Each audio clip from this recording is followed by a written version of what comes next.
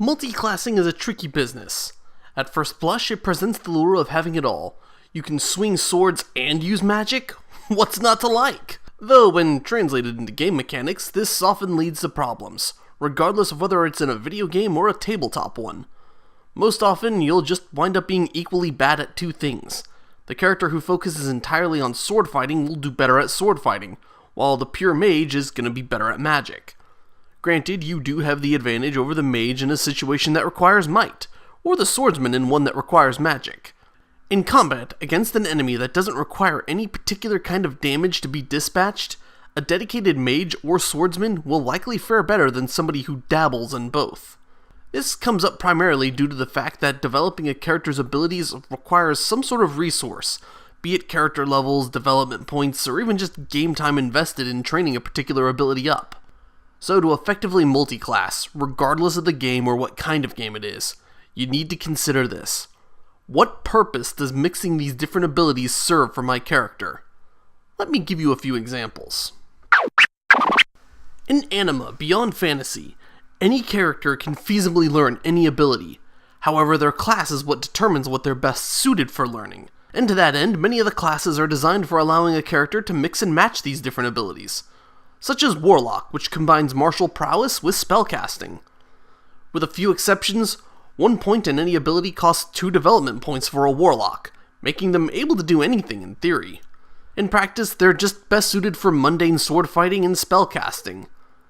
This means the most effective way to use the Warlock class is to decide which of the two you want to excel at, and use the other to support that. The most effective way I've ever found to use the Warlock in Anima Beyond Fantasy is as a fighter that supports their combat prowess with magic.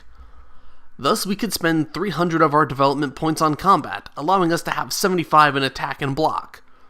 Then, after picking up the magic accumulation multiples we want, and a little bit of Xeon so that we can cast spells, the spells we should choose should be more passive in effect than straight up aggressive. The Water School is one such example.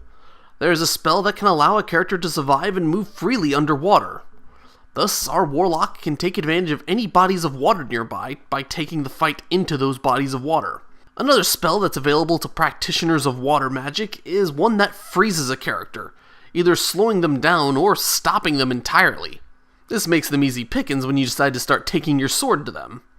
These strategies are a bit more effective in Anima since there isn't really a whole lot of direct damage spells. Most of them are ones that alter the environment or a particular target in some non-aggressive way. Shadowrun is another example of a game where mixing an archetype can be viable as long as you pick abilities to a specific end. Case in point is the Aspected Magician, who can only use one of the 3 types of magic: sorcery, summoning, or enchanting. For an Aspected Magician, the combat spells are the least useful. Since it requires a low priority to be an Aspected Magician, you're probably better off just getting a good gun or something. So once again, it's then best to consider what your character does that will benefit from having magic. A street samurai with heavy armor can become far more impervious by using the armor spell, or somebody specializing in legwork could benefit from various detection spells. Because items can be lost, stolen, or broken. Spells are a little more difficult to revoke, though. If you want to practice with a game that makes a lot of use of multiclassing, there is one that in fact encourages it that I can think of: Doublecross.